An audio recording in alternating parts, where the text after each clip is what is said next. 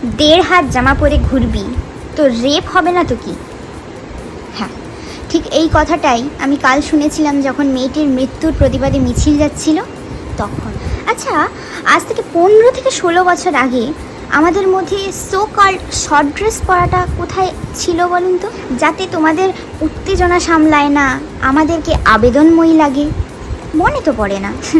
ওই বাসে যেদিন সেই বয়েজ কাট করা ক্লাস 8-এ পড়া মেয়েটা যাচ্ছিল, তখন সে তো ফুল স্লিভ শার্ট আর ফুল প্যান্ট পরেছিল। তাও কেন একটি ছেলে তার প্যান্টের চেন খুলে তার যৌনাঙ্গ বার করে তার গায়ে ঘষছিল? আচ্ছা, 4-5-এ পড়া গুড টাচ ব্যাড টাচ না জানা মেয়েটা যখন ম্যাথ টিউটরের কাছে পড়তে বসতো, তখন তো সে ট্রাউজার একটা নর্মাল টি শার্ট এটাই পরতো।